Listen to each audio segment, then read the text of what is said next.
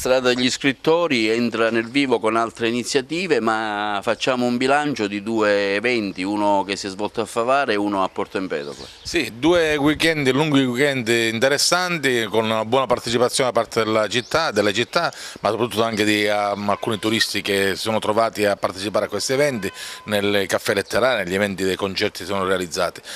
La Strada degli Scrittori ha questo obiettivo, quello di animare il territorio, cercando di far prendere coscienza agli abitanti di questa grande opportunità che è un sistema territoriale legato agli autori. Attorno a questi autori si può muovere e si muove già dell'economia, ma si può sviluppare certamente altra economia.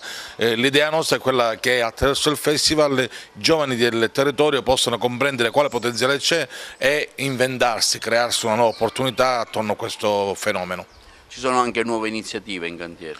Sì, due nuove iniziative molto interessanti. Intanto, a parte che continua questa settimana con Racalmuto, da domani con la mostra Camilleri, Vigata e lo sbarco degli alleati, che verrà inaugurata alle 17:30 a Racalmuto. Oltre a questo ci sarà la sera la cena letteraria con degli interventi artistici e letterari all'interno del ristorante, con un tema e menù a tema proprio sciaciano, e poi continueremo con caffè letterari, con giovani autori, con un concerto con il gruppo Canto Popolare per sabato sera, e poi domenica uno spazio dedicato ai giovani con Riccardo Gazzi, che animerà la serata con un rapper, con DJ set, con i writing che faranno dei pannelli sul tema degli autori.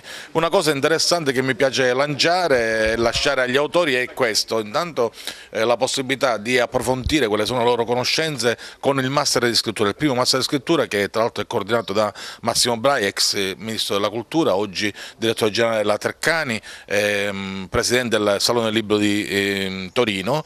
Con il suo staff della Treccani hanno strutturato un master di 7 giorni dall'1 al 7 luglio che si svolgerà alla Fondazione Sciascia, aperto a giovani e meno giovani che scrivono o si vogliono accingere a scrivere e comunque vogliono approfondire i temi della letteratura. È veramente molto interessante, è un'opportunità per il nostro territorio che difficilmente si potrà ripetere.